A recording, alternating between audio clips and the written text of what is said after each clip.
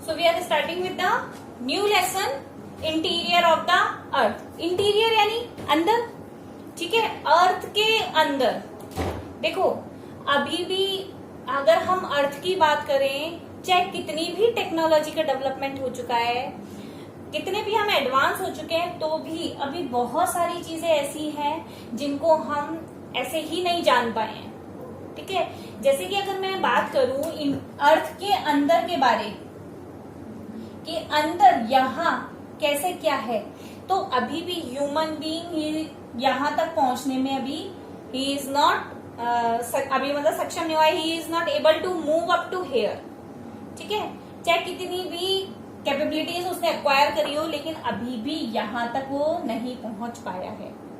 ये अर्थ है, थोड़ा सा इसका शेप ऐसा बना देती हूँ, ये इस तरह से। ठीक है, ये इसका रेडियस है, ये डायमीटर हो गया, ये 6371 किलोमीटर। ठीक है, ये इसका क्या है, रेडियस है। अर्थ के अंदर तक अभी कोई नहीं जा पाया। ऐसा क्यों नहीं जा पाया अंदर? आप अंदर जैसे जैसे अर्थ के अंदर जाते जाओगे, बहुत सारे फैक्टर्स ऐसे काम कर रहे हैं जो आपको यहां तक पहुंचने ही नहीं दे रहे। और वो फैक्टर्स कौन कौन से हैं? टेम्परेचर,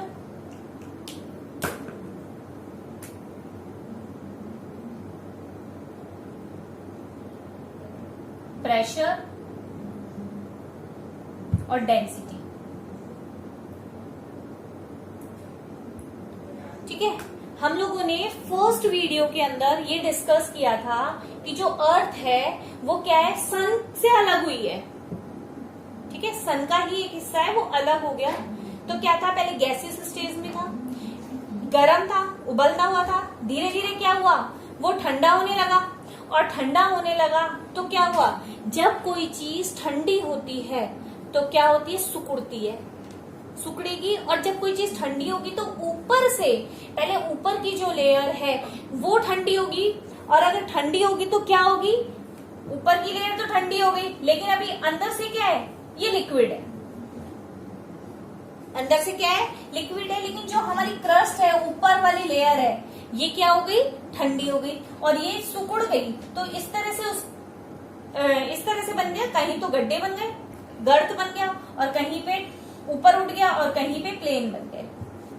ठीक है, जो गड्ढे थे उसमें पानी भर गया, ओशियंस बन गए, और जो ऊपर वाला हिस्सा था वो लैंड पोर्शन बन गया। ये हमने फर्स्ट वीडियो में, फर्स्ट लेक्चर में हमने ये बात को समझा था। ठीक है, तो मैंने बोला कि जो अर्थ की जो ऊपर वाला हिस्सा है वो इस तरह से है, कहीं पे कॉन्टिनेंट्स है, कहीं पे ओशन। ये तो हमको पता है ना, जहां पानी का लेवल नीचे है, वहां जहां पे अर्थ का लेवल नीचे है वहां पे पानी भर गया। तो इस तरह से ये बाहर से तो क्या हो गया है, सूख चुका है। क्रस्ट जो है हमारी वो कैसी हो चुकी है, सूख चुकी है, ठंडी हो चुकी है, लेकिन अंदर से अभी भी ये लिक्विड है। ठीक है, एक चीज तो ये। दूसरी चीज अब मैं आपसे बात करूं, आप लोगों ने 7th क्लास 8th क्लास से पढ़ा है कि अर्थ जो है, मैं इसको एक पाई ले लेती हूँ, ये हिस्सा ले लिया मैंने, ये इस तरह से ले लिया मैंने। ठीक है, हमने पढ़ा सियोल, सीमा और नीफे।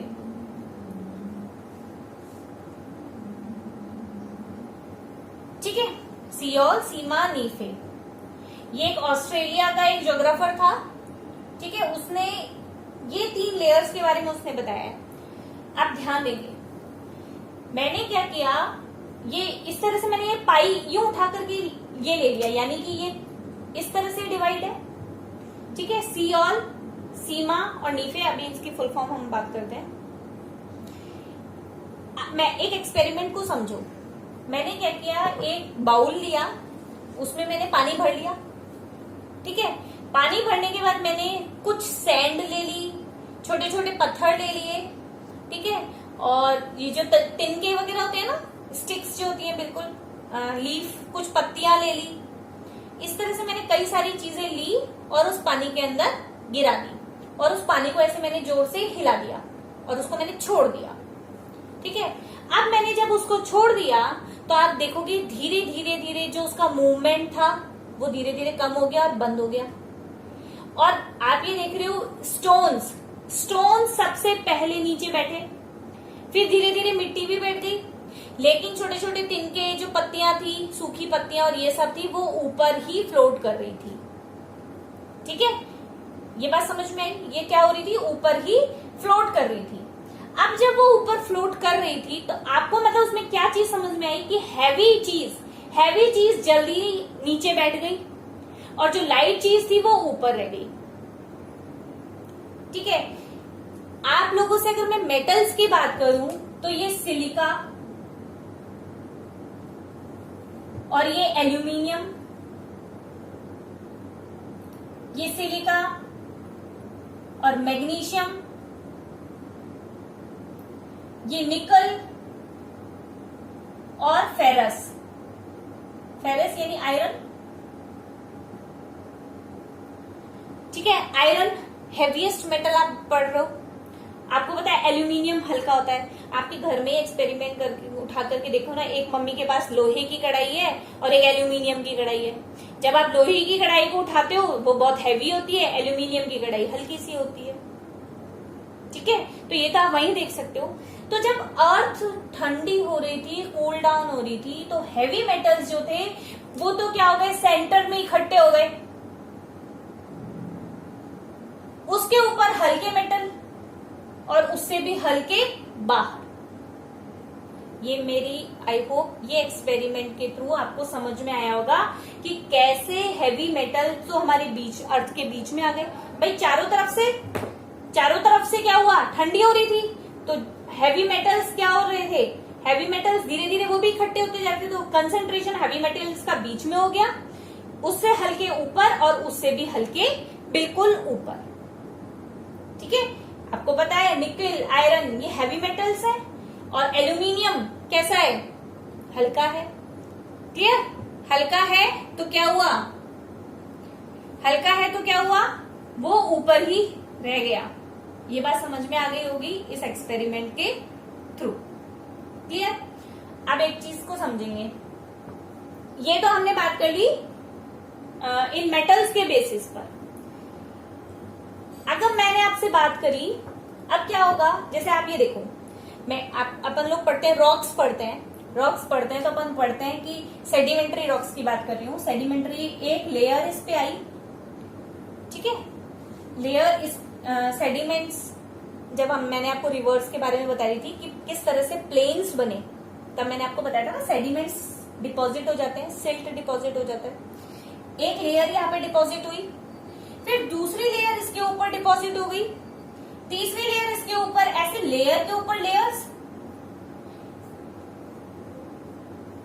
इसी के बीच में कोई जानवर आ गया, पेड़ आ गया, वो सब इस पे डिपॉजिट होते जाते हैं। जब एक के ऊपर एक लेयर आती जाती है तो इसके ऊपर प्रेशर पड़ेगा, प्रेशर बढ़ता जा रहा है। मैं जैसे जैसे नीचे जाती जा रही हूं प्रेशर बढ़ता जा रहा है। प्रेशर के साथ साथ क्या बढ़ रही है, डेंसिटी। क्या बढ़ रही है, डेंसिटी। एक कोई चीज खुली खुली हो और पास में हो, उसके ऊपर प्रेशर पड़ेगा। ठीक है, डेंसिटी का अगर मैं एग्जांपल लूं, मेरे पास ये दो बॉक्स है, इसके अंदर तो मैंने कॉटन बॉल्स फिल कर दी,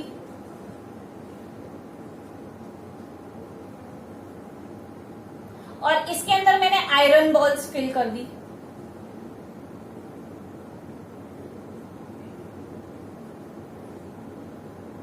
आयरन बॉल्स फिल कर दी। बताओ डेंसिटी किस में ज्यादा होगी, आयरन के अंदर। इसकी डेंसिटी ज्यादा है, इसकी डेंसिटी कम है। बात समझ में? क्या होता जा रहा है, इसका प्रेशर बढ़ता जाएगा, प्रेशर बढ़ता जाएगा, ये क्या होगा, हैवी होता जाएगा, डेंसिटी बढ़ती जाएगी। अब मैंने आपको बोला आयरन यहां पर है, इससे ऊपर और लाइट मेटल है और इसके ऊपर और लाइट मेटल है, तो डेंसिटी कहां ज्यादा होगी, बीच में। यानी कि सीधी सी बात है, मैं जैसे जैसे अर्थ के बीच में जाती जाऊंगी, मैं सेंटर की तरफ जाती जाऊंगी, डेंसिटी बढ़ती जाएगी। एक के ऊपर एक लेयर्स है, ठीक है, एक के ऊपर एक चीज जमा है, तो जैसे जैसे मैं जाती जाऊंगी मेरा इसका अर्थ के अंदर जो भी है मेटल्स है, तो मैं क्या देख रही हूँ कि उसके अंदर वो प्रेशर बढ़ता जाएगा। क्लियर? और जब डेंसिटी, प्रेशर, सब चीज बढ़ रही है, तो जैसे जैसे मैं अंदर जाऊंगी इसका टेम्परेचर भी क्या होता जाएगा, बढ़ता जाएगा। टेम्परेचर बढ़ेगा या नहीं? इतने टेम्परेचर के अंदर हम लोगों को 100 डिग्री अगर हमारा सेंटीग्रेड हमारा टेम्परेचर हो जाता है, हमको फीवर फील होता है, ठीक है, हमारी हिम्मत नहीं रहती। तो आप सोचो वो जो टेम्परेचर इंक्रीज होता जाएगा, are you able to go there? नहीं।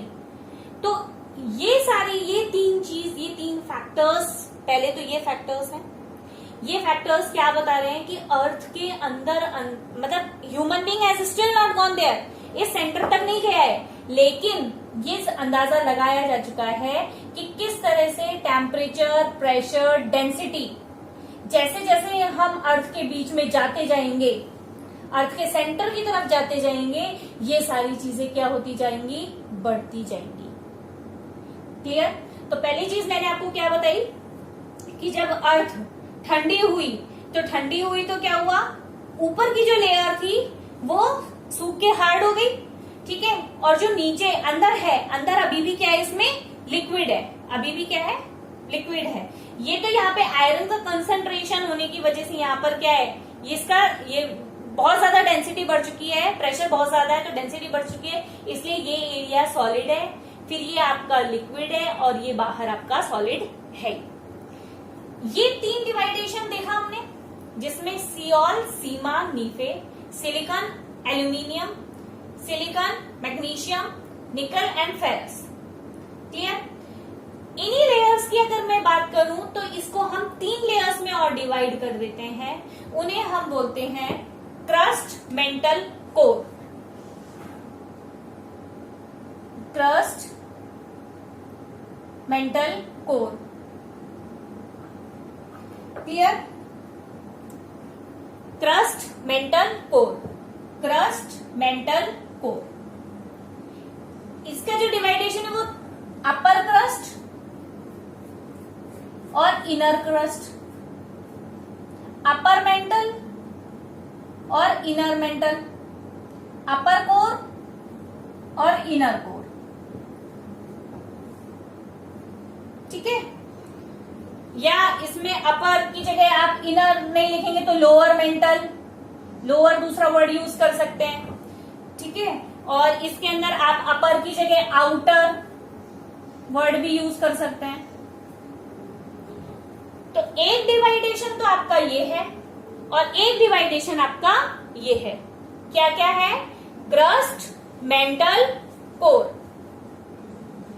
अपर क्रस्ट और लोअर क्रस्ट, या अपर क्रस्ट और इनर क्रस्ट, आउटर क्रस्ट भी बोल सकते हैं, अपर मेंटल, इनर मेंटल, अपर कोर और इनर।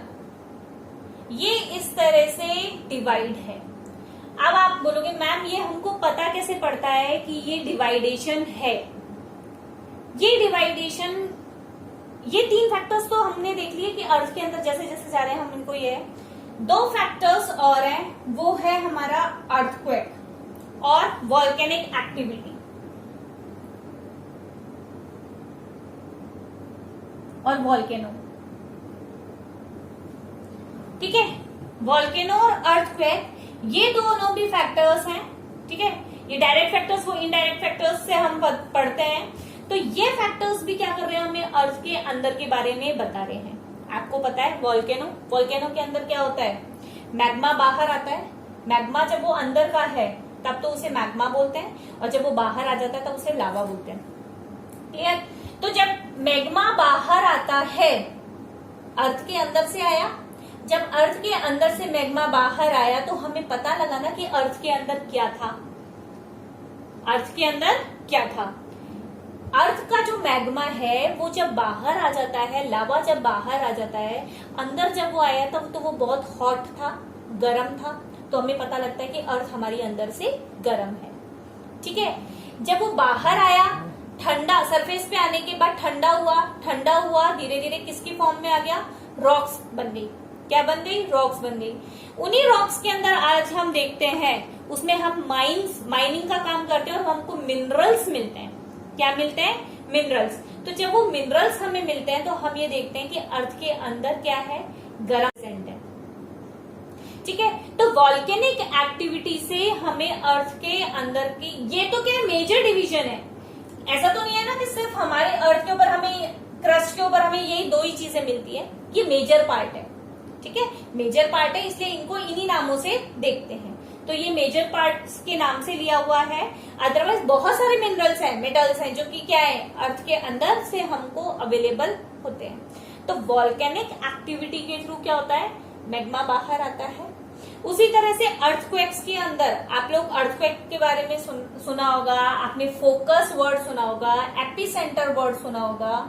ठीक है, वो कैसे होता है वो हम डिटेल में जब अर्थक्वेक इसको पढ़ेंगे तब हम बताएंगे कि किस तरह से अर्थक्वेक्स के अंदर जो वेव्स होती हैं वो ट्रेवल करती हैं। तो वो किस तरह से इस मीडियम को क्रॉस करती हैं, और जब ये डिफरेंट मीडियम में क्रॉस करेगी, भाई ये मीडियम्स हो गए ना, ये एक अलग मीडियम हो गया, ये एक अलग मीडियम हो गया, तो जब इन डिफरेंट मीडियम को ये क्रॉस करेंगी तो उससे क्या होता है, डिफरेंट मीडियम को क्रॉस करने के बाद इन अर्थ जो वेव्स होती हैं उनसे पता लगता है कि अंदर क्या पोजीशन है। क्यों, क्योंकि इनकी पोजीशन क्या हो जाती है, चेंज हो जाती है। ये अपर क्रस्ट, इनर क्रस्ट, और इनकी हम बात करें तो ये इस तरह से क्या होता है, डिफरेंट लेयर। ओके, तो हम ये लिख रहे हैं कि इन लेयर्स से क्या होगा, अर्थक्वेक आएगा तो ये वेव्स चलेंगी। अब क्या होता है, ये वेव्स है ना, ये वेव्स ऐसे सीधी नहीं चलेंगी, ये टेढ़ी हो जाती है। जैसे मैं यहाँ से गई तो थोड़ी टेढ़ी हो गई। क्यों, क्योंकि इसके बीच में क्या होता है, इसके बीच में ये डिसकंटिन्यूटी रहती है, दूसरा मीडियम मिलता है इन्हें। तो जैसे ये मीडियम चेंज होता है, यहाँ से यहाँ तक सेम है, लेकिन ये बीच के अंदर यहाँ पे क्या होता है, डिसकंटिन्यूटी रहती है। जैसे मीडियम चेंज होता है तो इनकी डायरेक्शन चेंज हो जाती है, और ये डायरेक्शन चेंज हो जाती है, इसी को हम बोलते हैं डिसकंटिन्यूटी। ठीक है, कंटिन्यूटी ब्रेक हो जाती है तो उसे ही क्या बोलते हैं, डिसकंटिन्यूटी। ठीक है, तो रेस्ट हम नेक्स्ट क्लास में डिस्कस करेंगे।